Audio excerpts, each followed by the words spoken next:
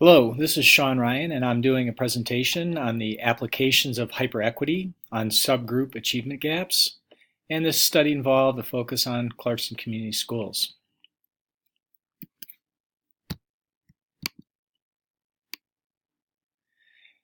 What is equity and how is it applied in the school context? Equity is a theme that transcends all areas of a school district. Does not exist in space, but more in terms of all the programming offerings for children and how they are able to be successful within these programs and throughout the schools. It's usually manifested in some sort of gap, and that could come in terms of achievement or in access. And in equity in schools, in terms of measurement, is in this case we're looking at student achievement data in terms of MSTEP, and we're also looking at this notion of hyperequity, which is where under normal situations there is a level of equity in most schools, but in general it's not enough to really fill in the gap for students to really narrow those achievement gaps. And really looking at it, it's the efforts to have equity is a responsibility and a moral imperative for school districts to have.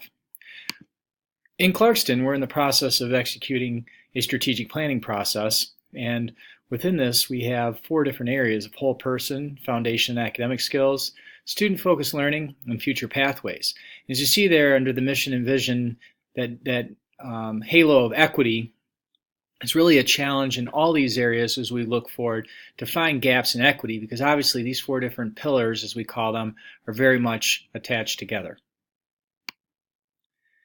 We also have a notion within our school district of high reliability, and that's really looking at, although we have a very diverse group of schools within our school district, this diversity should still allow, under good program implementation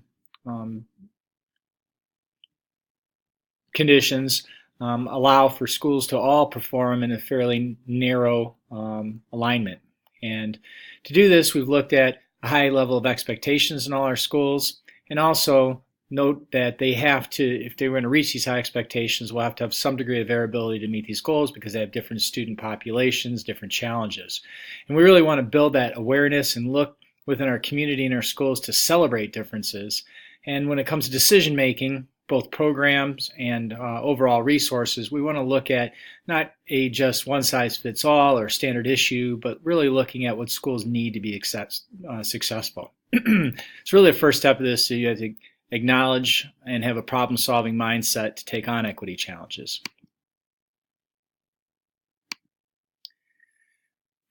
We also want to have a portion of our examining equity in these achievement gaps through the use of multiple measures. Because equity exists, again, as I stated in looking at those pillars, not just in space, but really can be defined qualitatively and quantitatively within a specific area that you're looking to, in this case, look at achievement. And we're looking at achievement gaps, and we're really looking to measure this between program data, which is the, in this case, math and literacy programs at Clarkston. We're going to be looking at the demographics, the student achievement data itself, and also how the students see themselves in terms of their work on these particular program areas. Specifically, Clarkston literacy and math program data. Clarkston utilizes a balanced literacy approach with reading, writing, and word study. It's built on the Lucy Calkins workshop model, and we've been working for more than a half decade on vertical alignment and teacher development in these processes. And we're lucky enough in the last 18 months to add literacy coaches to each one of our elementary buildings. In math, we operate a K-5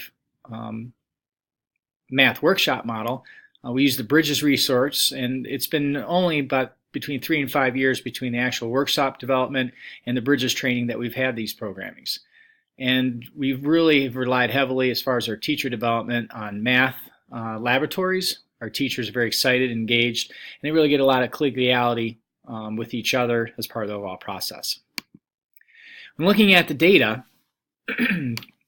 we can really cut Clarkston into 2 halves of the town, and of the 7 elementaries, I've selected one sample one from the, I'm going to call it the higher mobile area, which is Bailey Lake Elementary, designated by BLE, and also one from the other side of town in a lower socioeconomic area, which we're using an example of North Sash Elementary. The two schools really show a pretty vast difference within the same community in terms of economic mobility. If you look at the gender and other factors, most of them are fairly consistent. Obviously, a very high white population in both schools, but you definitely see the overall level of free reduced lunch as being a socioeconomic factor. At Bailey Lake is just around 11%, and at North Sash on the other side of town is 63%. So obviously there's a lot more students at risk in terms of socioeconomic status at North Sash. And if you look at the race, there's also a little bit of a breakdown. Higher Hispanic population, where the white population is roughly 74% versus 18% Hispanic, and very low African American and Asian populations. Bailey Lake's even less diverse, with about 86% of the population of that building being white and 6% being Hispanic. The special ed numbers, or excuse me, the English limited learners at both buildings, Bailey Lake's roughly 3%, and you got about 11% or several times that for North Sash. And then the special ed populations is roughly 19% at North Sash and only 11% at Bailey Lake. The gender seems relatively insignificant. As a school district, looking at the demographics, if you were to take these two buildings, you get a rough average, and you kind of see that the average really doesn't tell the story when we have such a deep divide between our elementaries depending on what side of town they're located on. The proficiency averages at 57-54, the overall district socioeconomic status around 27%, and the special education service is around 15% of the district.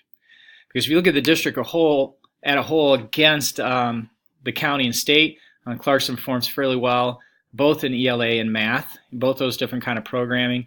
I'd say significantly above the state averages in both areas, significantly, but this is a district average. When you peel back the covers a little bit and look at the specifics of the individual schools and demographics, this is all 7 of our elementaries kind of lined up on the top here, and you see the math proficiency on the right-hand side, and you look at the relative socioeconomic status averages of these buildings, and it is very telling and very matching that the level of student success seems very strongly correlated to the number of students in lower socioeconomic status. When you do a little bit of a deeper data dive between Bailey Lake and you look at the subgroups between them and North Sash, you really see this really pan out. And it's interesting to note that even looking at the subgroups of socioeconomic mobility in both buildings, that in fact higher socioeconomic students perform lower in North Sash compared to Bailey Lake, and students of lower or more disadvantaged perform better in Bailey Lake than they do in North Sash, and I'm sure there's some different factors that involve that. Same thing if you look at the special ed proficiency. Everything at a lower SS building seems to be functioning at a relatively higher level. As far as their external controls and measurements, both buildings have high degrees of teacher training. We interchange our teachers between buildings. Both buildings have fairly strong leadership and very good building cultures.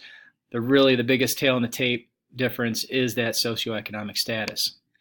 We're looking at further into math at both buildings. Comes out very similar in terms of the breakdown in performance of students, and you see that Bailey Lake again performs at a higher level, a lot less diversity both in terms of economics and racial, and relatively similar type of overall equity. The North Sash Elementary is a Title I building, so receives approximately $160,000 worth of different supports, but mainly that's utilized in terms of extra aid support and some additional programming intervention support. So looking at narrowing these gaps, and we're very much kind of focused on that whole notion of equity and these achievement gaps between these two buildings. There seems to be some key observations here that there's a fairly large disparity of Clarkston schools in terms of building SES, although we don't have diversity in a lot of different areas. Other areas, economics is definitely one. And it also seems that there's a very strong correlation between low SES and achievement across Clarkston schools. And as I pointed out before, students of lower SES perform better at higher SES average buildings, as the vice versa of higher SES students perform lower at lower SES buildings across the board. Looks like also that students of higher SES perform worse at buildings, and that is an area for significant improvement in Clarkston. Clarkston definitely from that examination is not a high reliability school district as a whole, but the perception data seems that students at both buildings and across the board feel fairly strong. They are good mathematicians and they are good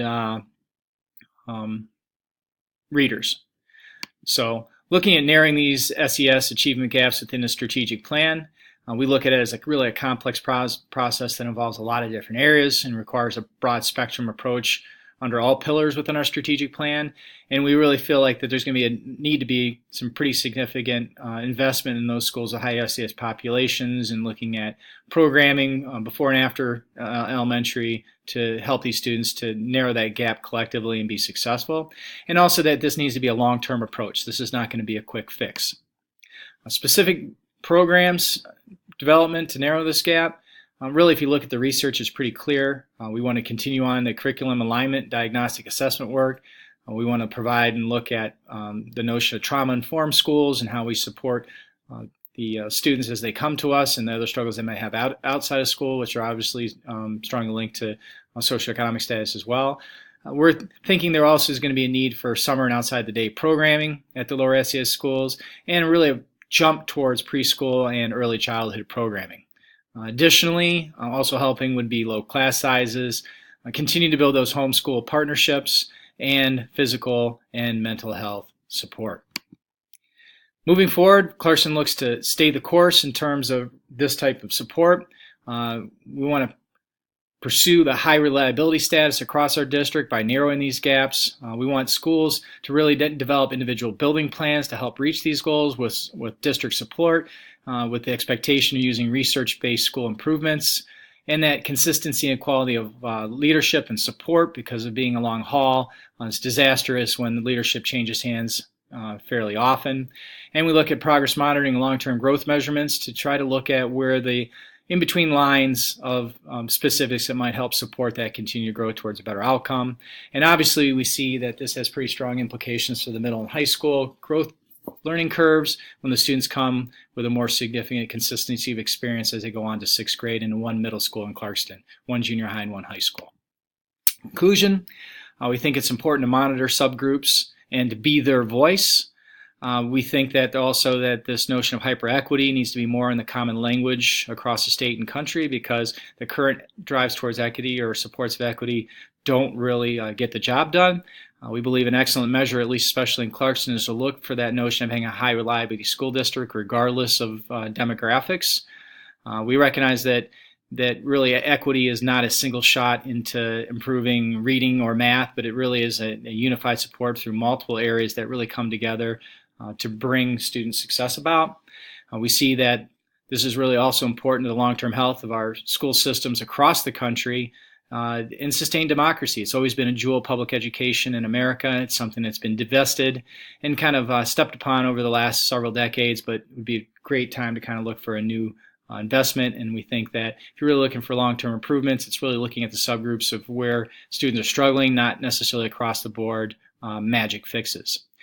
We also see that in this area, the school and district improvement can be made. Schools have shown this type of improvement, but it needs to be thoughtfully come about, collectively developed, and really with a thought of individual needs being met using research-based themes. And that would be the conclusion of this presentation. Thank you.